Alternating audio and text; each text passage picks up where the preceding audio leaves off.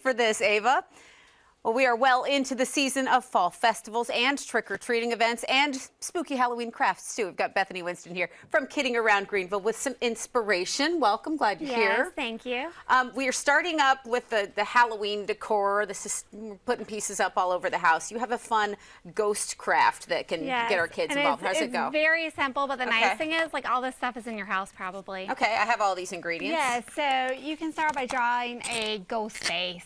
A ghost face. You can do that. It can be very simple. You know, nice spooky mouth with a black marker. Okay. You can use googly eyes if you want, but I kind of like my ghosts without them. So okay, googly eyes are an option. That might be the one thing you don't have at your house. Right. And then toilet paper. Everyone has toilet paper, right? So we have a clean roll here, and you just take some, take it off, and then tape it. Tape it right back to the there back here. Let me see. This is like nice because you have all these things. It's easy, it's cheap, and they'll entertain the kids for at least a couple minutes, you know, maybe while you make dinner. I'm entertained already. And this is, give this to the little kid. They can paint, they can draw any face they want, and then you can just pin this to a wall or whatever it is up or in their throw room, it maybe. away, you know? Yeah. Like, it's just something simple to, like, keep them entertained, have fun, and it just kind of like it blows a little bit in the wind or whatever if you hang it up. I like it a lot, and especially because every kid wants there to be more decorations. Okay, if you want more decorations, here's a stack of paper plates. Get started, right? Yes. Now we're running down a few of your favorite fall festivals, your trick-or-treat events. Obviously, you can do it all at Denver Downs. Yeah, so Denver Downs is a lot of fun. It's definitely a full day of fun. So new this year, they have like a little paintball area. They have a new train, some new play equipment. So there's a lot of things to do. You pay one price and you can do almost everything for free. There's a couple things like the paintballs that cost a little extra. But it's definitely a full day of fun and something, you know, I think every family should do at least once here in the upstate. Yeah, it gives people that farm experience. You know, not everybody has somebody in their family with a farm these days. So to be able to go out and share in their fun is really special. Yes, and I love too that like they have activities for all ages. You know, so if you're like going out with your cousins or something like that, you know, it'll entertain everyone. Okay, and on this topic, I knew that Denver Downs would come up, but your next one, Famota Farm Fall Festival. This one is in Taylor's. Yes. And they have a lot of action. They've got the hay rides and the corn mazes and all that too there. Yes, so they're another one price admission farm. It's a little bit cheaper than Denver Downs because it is smaller, but there's still a ton to do. Yeah. Like they have a corn maze, they have a hay ride, they have a little train that your kids can ride look at that on. train. And it's nice baby animals. So, you know, you pay one price, you can go and have fun all day and, you know, just play with all the equipment and have a great day at the farm. And the kids are nice and worn out after that. A lot of jumping, yeah, so rolling, the jumping bouncing. pillow, for instance, you know, you go some parts you have to pay per time going on the jumping pillow. Like there, you can just pay one price, and if your kids want to do it 5 times, that's fine. You know, if they want to go in the corn maze and then stop after 5 minutes, it's fine because you just paid one price. And that looks like a super tall corn maze. I liked her chances of getting through. That worked out for you?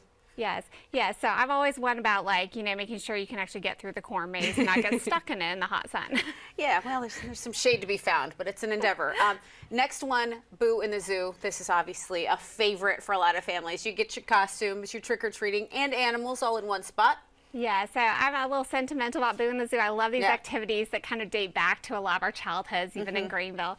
This one's so special. The kids get dressed up in costume and they go trick-or-treat throughout the zoo.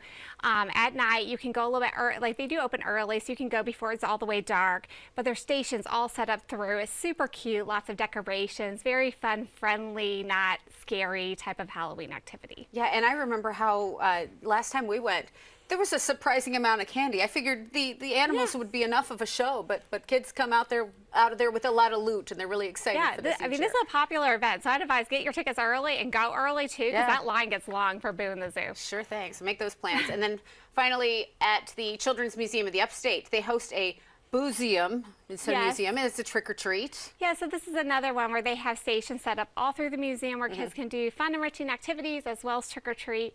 And it is a price per admission, so you do have to like buy your ticket ahead of time. This is another event that's going to sell out this season, so it's not until like the next weekend, but you want to get your tickets now because if you wait till the last minute, you're not going to get a ticket for this. And you love this because, you know, the indoor portions are there. You don't have to worry about a kid being too bundled up. I mean, obviously Halloween trick-or-treating is a whole different beast. Yeah, and also like we remember all the years where it like rains, like right when everyone's gonna go trick-or-treat. This is like a rain-proof activity, so you need to like schedule at least one of those in. I like it. They've got the face painting experiments, games, food trucks, and that one coming up October 27th at both locations. So a lot of fun to be had here. Are your family's all settled in with Halloween plans and trick-or-treats laid out? Yeah, my kids are older, so we're like looking at some spooky fun and stuff like that. You're going to the big haunted houses yeah, and things like that. We have to do some like scarier things now that they're teens. All right, excellent. And of course, Kidding Around Greenville, the source of lots of good information. Between having a new intern and all the stuff, anything on your horizon you're excited about? Yeah, well, we're about to do our new Kaboom voting for like the fall, so we're just about to open up the voting next week. So that's our big thing that we're working on. And our Halloween driving tours.